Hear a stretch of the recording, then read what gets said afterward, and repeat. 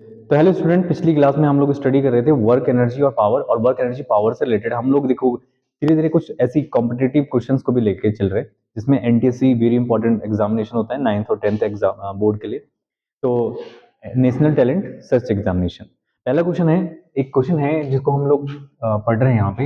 एक roller coaster है।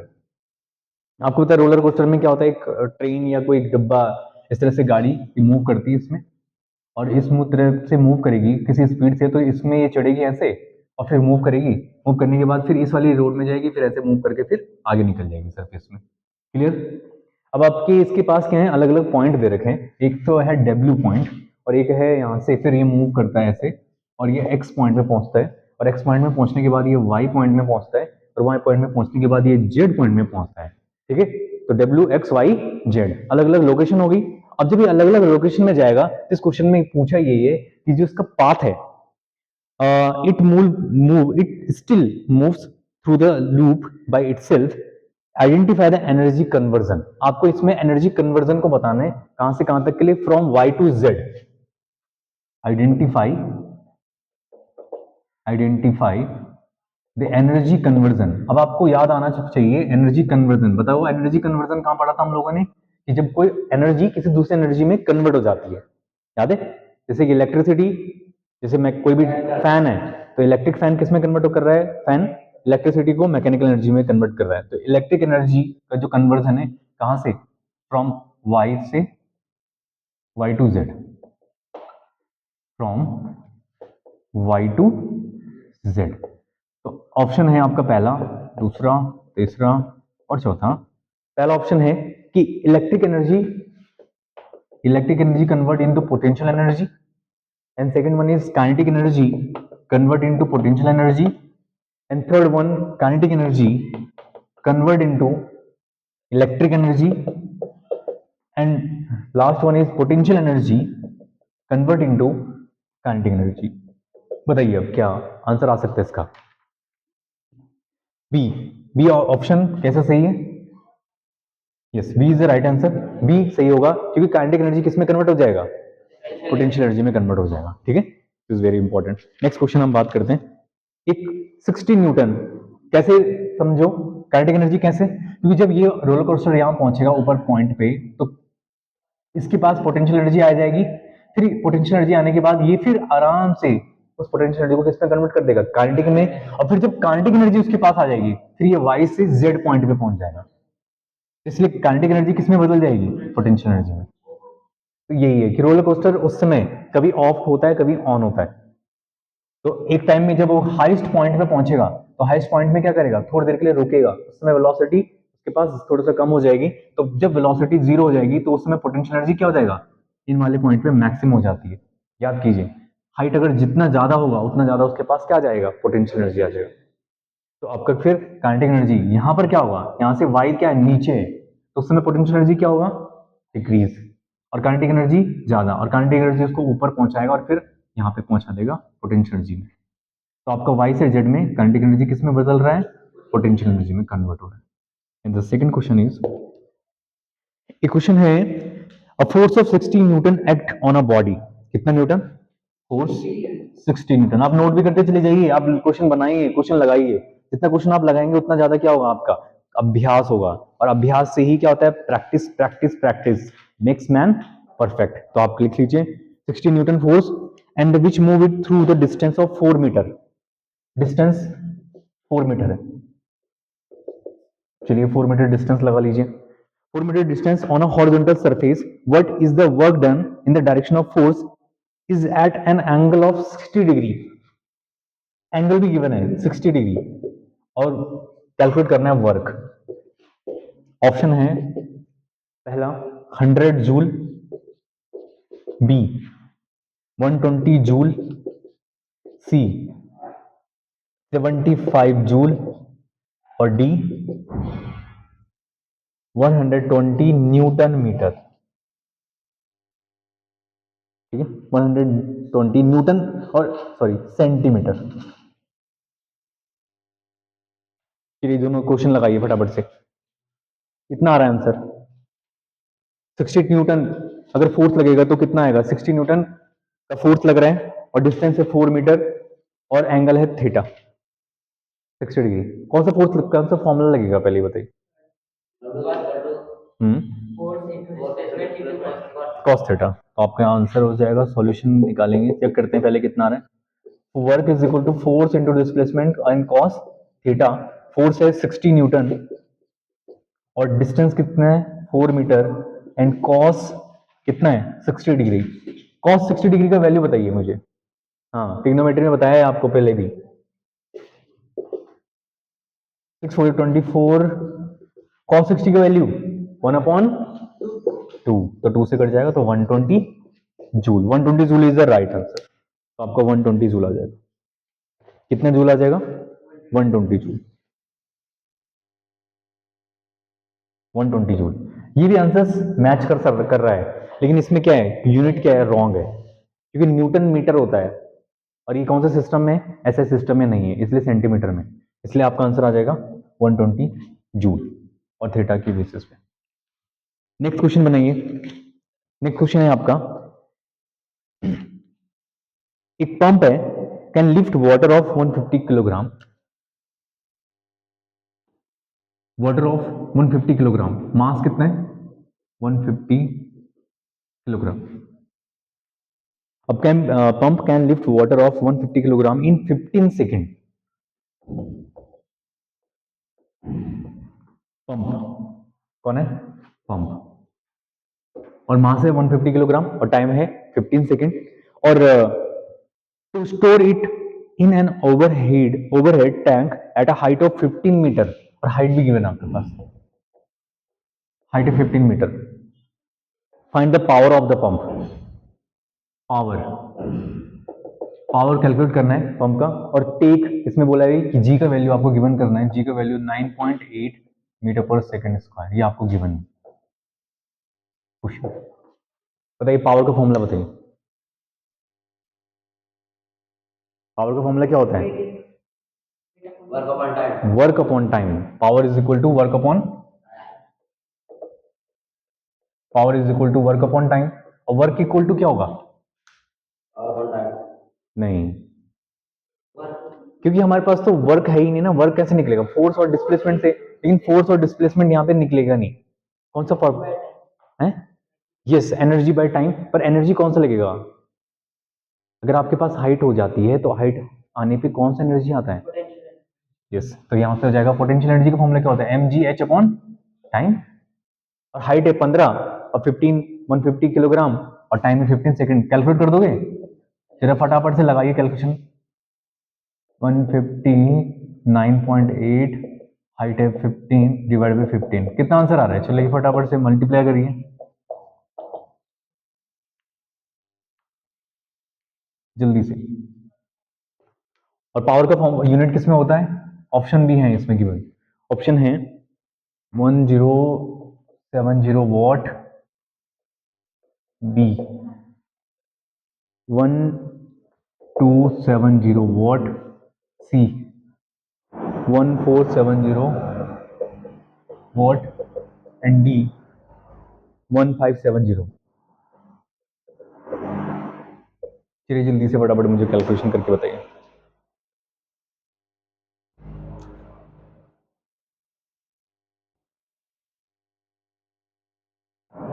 कितना आ रहा है बच्चों, 1470 what is the right answer. ठीक है, 1470 वॉट। ठीक, very nice.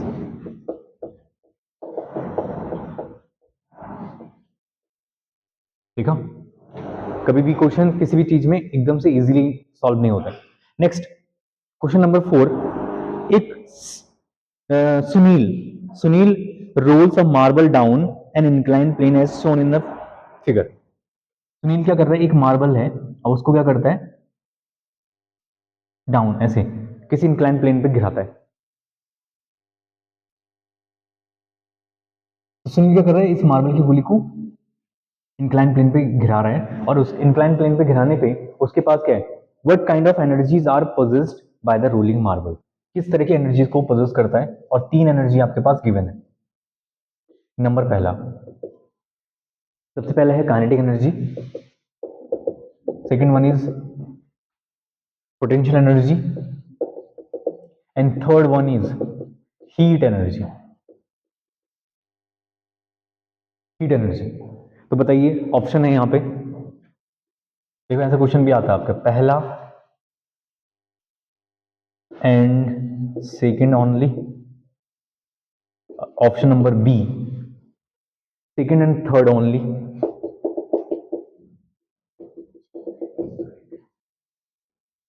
And fourth option number C third and first only,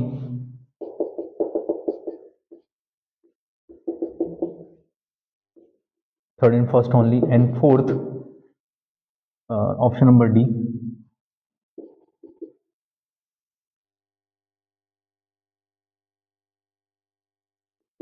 option number D is first second and third तीनों। तो कौन कौन सी एनर्जी वो लगाएगा बताइए, कौन सी एनर्जी लगाएगा? और क्या है, कोई सुनील जो roll marble down in the incline plane as shown in the figure.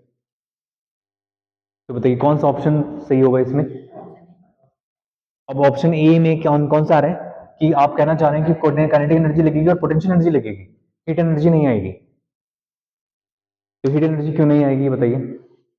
और किसी को कोई ऑप्शन ए बी सी या डी इनके अलावा बताइए। तो आंसर सही है, option number A is the right answer. But heat energy क्यों नहीं आएगी? क्योंकि heat energy depend on the friction, क्योंकि सरफेस के पास फ्रिक्शन करेगा, लेकिन सरफेस के पास फ्रिक्शन नहीं करेगा, क्योंकि फ्रिक्शन तब करता है अगर ये सरफेस को अपोज करती, लेकिन ये आराम से रोल होकर के क्या कर रही है, नीचे चली जा रही। तो सरफेस कैसी है? फ्रिक्शनलेस सरफेस है। तो heat energy depend on only friction. तो फ्रिक्शन के बारे में कोई इंफॉर्मेशन है भी नहीं, तो इसलिए ये यहाँ पर पोजेस नहीं होगी, इस पे वो काम नहीं करेगा। ठीक है, and the next question,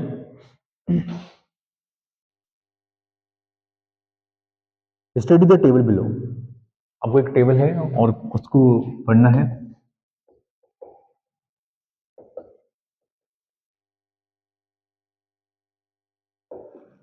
table below सबसे ऊपर लिखा है मैकेनिकल एनर्जीज,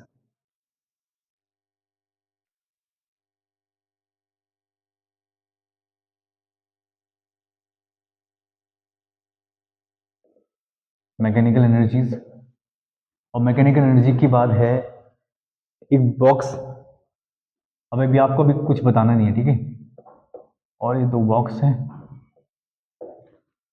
और फिर इस बॉक्स पे फिर एक बॉक्स बना हुआ है, एक और बॉक्स बना हुआ है, फिर इस बॉक्स पे भी दो बॉक्स बने हुए हैं।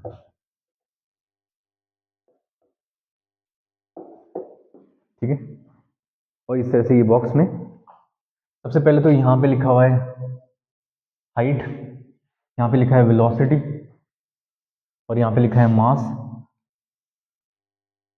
यहाँ लिखा है वाई, और यहाँ पे लिखा है पोटेंशियल एनर्जी, और यहाँ पे लिखा है x. Find the value of x और वाई। बताइए एक्स और वाई क्या होंगे?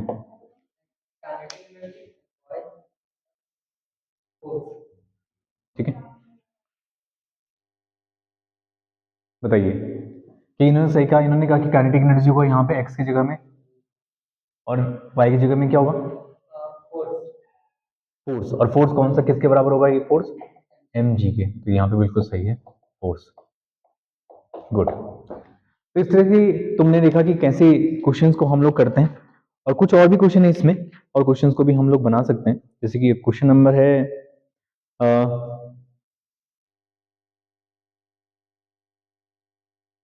इस question number 27 is very important question. Two bodies of mass 1 ग्राम, दो बॉडीज हैं, एक बॉडी का मास है 1 ग्राम और दूसरी बॉडी का मास है, टू बॉडीज, एक का मास है 1 ग्राम, एक का मास है 4 ग्राम। ठीक, क्वेश्चन नंबर 5 एंड 6, दो बॉडी हैं, अलग अलग डिफरेंट बॉडीज, और moving with equal kinetic energies. दोनों के पास काइनेटिक एनर्जी कैसी है? सेम। इसके पास भी के आई और के एफ दोनों कैसे हैं? सेम। मतलब कि के वन और के टू दोनों बोथ आर सेम, मतलब काइनेटिक एनर्जी के दोनों की सेम है। तो दोनों की काइनेटिक एनर्जी जब सेम है the ratio of the magnitude their linear momentum is, इनके लीनियर मोमेंटम का रेशियो आपको निकालना है, P1/P2। ध्यान रखिए, P मतलब मोमेंटम, यहाँ पे P मतलब पावर, तो पावर को हमने डिफरेंट सिंबल से दिखाया। ऑप्शन है 4:1, B √2:1, and C is a 1:2, 1:2, and is D 1:6। चलिए सॉल्व करके मुझे बताइए फटाफट से। अगर मासेस आपके पास गिवन हो तो उनका मोमेंटम आपको निकालना है, मोमेंटम का रेशियो, और काइनेटिक एनर्जी सेम है। फॉर्मूला क्या होता है काइनेटिक एनर्जी और मोमेंटम के साथ? कल ही परसों बताया है काइनेटिक एनर्जी का फॉर्मूला मोमेंटम के टर्म्स में, K is equal to P²/2 है। अब काइनेटिक एनर्जी दोनों सेम है, तो P² इज इक्वल टू क्या होगा 2m_K, मतलब P इज इक्वल टू क्या हो जाएगा √2m_K। यहाँ पे P1 क्या होगा, P1 is equal to 2√m1 × K1, पर K1 और K2 तो दोनों सेम है, तो P2 कितना हो जाएगा √2m2 × K, 2√2m1 कितना है 1 × K, मतलब कि √2K, ये कितना आएगा m2 कितना है 4, 2 4 जा 8, 8K। इन दोनों का रेशियो निकाल लो, आ गया आंसर।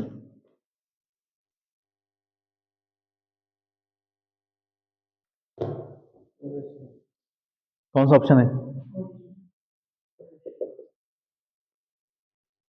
√2 × K, रूट में √8 × √K, तो √2 को आप ऊपर रहने दीजिए, √8 किसका होता है 2√2, 1:1/2, मतलब कि 1:2। Option C 1:2 is the right answer. ठीक, नेक्स्ट क्वेश्चन, एक और क्वेश्चन है, is very very important question.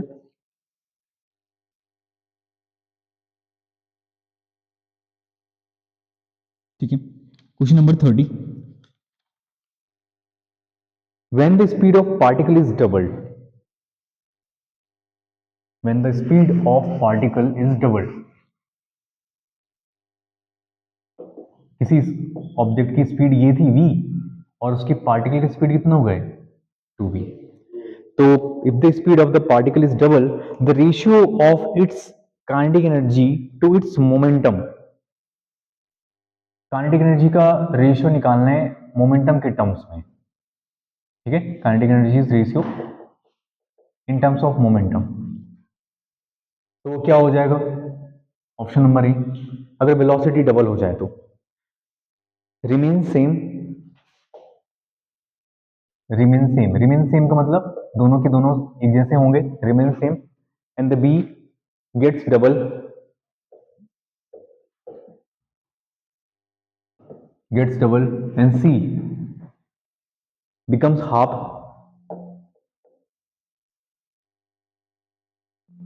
and D remain same रहेगा, get double become half, और C becomes 4 times, becomes 4 times।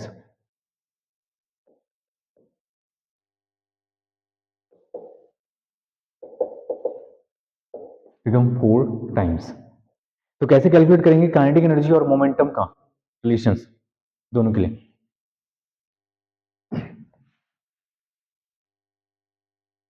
ठीक है, काइनेटिक एनर्जी और momentum, P1/P1 is equal to K2/P2, इन दोनों को मोमेंटम का रिलेशन निकालना है। चेक करना पड़ेगा हमें, कैसे चेक करेंगे? अभी तो बताया काइनेटिक एनर्जी और मोमेंटम के साथ एक रिलेशन यही है, तो K का आप फॉर्मूला जानते हो, K बराबर होता है ½ mv², एंड मोमेंटम का फॉर्मूला क्या होता है मास इनटू वेलोसिटी। आपको काइनेटिक एनर्जी और मोमेंटम के साथ, काइनेटिक एनर्जी और मोमेंटम के साथ रिलेशन चाहिए, और फिर आपको बताने की या तो दोनों सेम होंगे, इनिशियल और फाइनल वाले भी सेम होंगे। तो आप सबसे पहले इनिशियल के लिए निकाल लीजिए कि वन और P1, K1 अपॉन P1 क्या होगा बताइए, half M V square divide by M V, और ये 1 और 1 है, मास तो सेम है, तो ये कितना बनेगा 1/2, एक वी से वी भी कैंसिल हो जाएगा, तो बनेगा v/2। जनरलाइज फॉर्म में इसको कन्वर्ट करना पड़ता है। K1/P1 कितना आया v/2, K2/P2 कितना आएगा, similarly according to the question ही बोला है, तो K2/P2 कितना हो जाएगा 1/2 m मास में कोई चेंजेस नहीं है, V2 का square divide by m V2, मास से मास कैंसिल, 1/2 V2 से V2 कैंसिल, V2 ये V1, पर V2 कितना बोला है 2 ऑफ V1/2, 2 से 2 कैंसिल, कितना हो गया V1। इसका मतलब क्या समझे, अगर आप K1/P1 बोल रहे हैं तो वो वेलोसिटी का आधा हो रहा है, और K2/P2 वेलोसिटी के बराबर ही आ रहा है, V1 के इक्वल। तो ये बाद में वाला जो आपके पास टर्म आएगा, इनका रेशियो कैसा आएगा, तो आप K1/P1 अपॉन K2/P2 का रेशियो निकाल लीजिए। K1/P1 कितना है V1/2, ये है V1, तो ये कितना हो जाएगा 1/2, 1/2 मतलब बिकम्स हाफ, बिकम्स हाफ, ठीक है, बिकम्स हाफ। लेकिन अगर इस अच्छा, पर क्वेश्चन में आपको क्या बोला हुआ है, क्वेश्चन में आपके पास जो टर्म है वो किसके टर्म्स में है, पूछा है कि the ratio of its kinetic energy to its momentum. तो ratio of kinetic energy its momentum मतलब फाइनल डिवाइड बाई इनिशियल होगा, तो फाइनल डिवाइड बाई इनिशियल क्या हो जाएगा, फिर इसका रिवर्स कर देंगे, K2/P2 कितना हो जाएगा, K2/P2 बराबर K1/P1 is equal to twice, बाद वाला फाइनल वाला कितना आएगा K2/P2 is equal to twice multiplication by K1/P1। समझे, मतलब इससे तो हमें क्या मिल रहा है कि इनिशियल वाला कितना होगा आधा, लेकिन फाइनल वाला कितना होगा, फाइनल वाला दुगना होगा किसके, इनिशियल वाले काइनेटिक और मोमेंटम के रेशियो के बराबर, तो बिकम डबल, दुगना हो जाएगा, क्योंकि पहले वाले का रेशियो कितना आ रहा है V1/2, दूसरे वाले का कितना आ रहा है V1, तो दूसरा वाला कितना है पहले वाले से दुगना, कितना हो जाएगा K2/P2 इज इक्वल टू, यहां पर अगर V1 का वैल्यू निकालेंगे तो 2 मल्टीप्लिकेशन बाय K1/P1 आएगा, समझ रहे हो। एक तरीका इसको और करने का क्या है कि या तो यहाँ पे K2/P2 आ रखा है और V1 का वैल्यू यहां से निकालो, V1 इक्वल टू क्या होगा 2 मल्टीप्लाई बाय K1/P1, तो हो जाएगा इस V1 की प्लेस पे 2 मल्टीप्लिकेशन बाय K1/P1, तो फाइनल काइनेटिक एनर्जी और मोमेंटम का जो रेशियो आएगा वो दुगना हो जाएगा इससे पहले वाले से, आइए समझ में। तो ये थे आपके एनटीएससी के कुछ इंपॉर्टेंट क्वेश्चन, और इनके बेसिस पे अगर आप किसी कॉम्पिटेटिव में बैठते हैं तो आपके क्वेश्चंस इजीली से बन जाएंगे। नेक्स्ट क्लास में हम लोग स्टडी करेंगे जो नया चैप्टर है आपका साउंड, ठीक है। साउंड के बहुत अच्छे फिनोमेना भी है हमारे पास, जैसे कि मैं कुछ भी बोल रहा हूँ तो आपको सुनाई दे रहे हैं, तो ड्यू टू वाइब्रेशन, वेवलेंथ, और साथ साथ क्रस्ट, ट्रफ, ठीक, लॉन्गिट्यूडिनल वेव्स होती हैं और ट्रांसवर्स वेव होती हैं, तो उनके बारे में नेक्स्ट लेक्चर में समझेंगे।